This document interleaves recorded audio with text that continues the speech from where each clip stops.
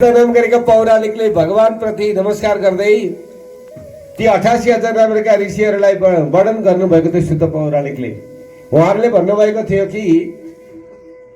शुद्ध पौराणिकलाई नमस्कार गर्दै प्रणाम गरेर भन्नुभएको थियो, हजुरले 1000 वर्ष तक सम्म पनि नाश नहुने त्यो व्रतलाई हामी निपूर्ण रूपले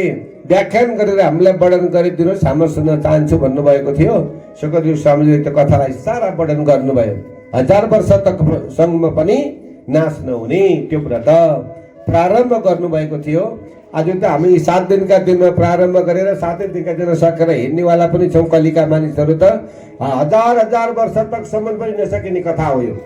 कहिल्यै सकिँदैन। जति भन्यो लाग्ने, जति मान्छे भयो त्यति आफूलाई पनि अब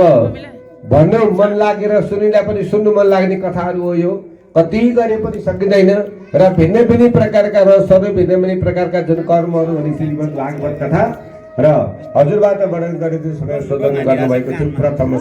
स्कन्धमा।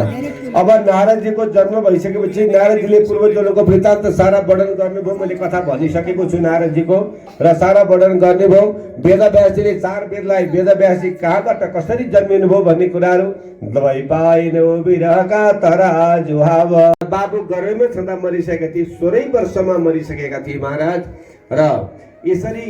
उत्तराको गर्भबाट प्राप्त भएर भगवान परीक्षित नामका राजा जन्मिनुभयो। परीक्षित परीक्षा गर्नुभयो, परीक्षित नाम रह्यो, तर कलिको प्रवेश हुने क्रममा लाग्नुभयो र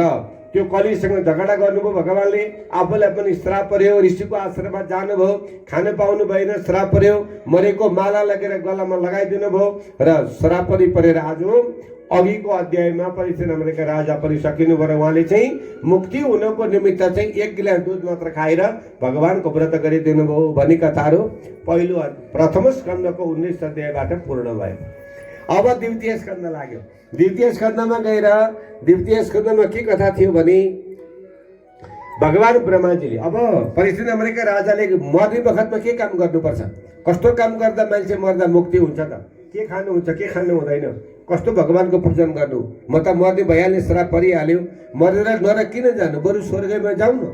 दुःख भए पनि होस् भनेर उहाँले बरु पछिको दुःखभन्दा पहिलेको दुःख राम्रो भनेर परीक्षित नामका राजाले पहिला नै अन्नलाई त्यागेर क्षेत्रीय महाराज चन्द्रवंशी उत्पन्न यिनीको जुन वृत्तान्त, फेरि भीष्मको वृत्तान्त र राजाको वृत्तान्त महाराज र 10औं स्कन्धमा गएर पुत्र वध भगवान कृष्ण जन्मिनु, 6 भाइ छोरा मरिदिनु र कृष्ण भगवानको वर्णित हुनु, महामाया भगवतीको जुन वृत्तान्त आकाशवाणी र यसै गरी अतीर्ण भएको वसुदेवको जुन घरमा भगवान गोकुलमा जानुभएको वृत्तान्त, कारागारको वृत्तान्त र देवेशी भगवान कृष्णको अपार वर्ण कर्महरू बढे, पुत्रको वध, बाणडुबी दूध पिलाउनु, शैव कालमा गाडा पल्टाउनु भगवानले र त्रिव्रतलाई धुलो पिठो बनाउनु, बकासुरलाई मार्नु, वत्सासुरलाई मार्नु र अगासुरलाई भगवानले मार्नु, धेनुकासुरलाई भगवानले मार्नु, प्रलम्बसुरलाई भगवानले मार्नु, यस्ता दानवहरू मर्दै मर्दै चारैतिरबाट छोप्दै र भगवानले जुन अग्नि पनि दाहको जुन ग्रहण गरिदिनु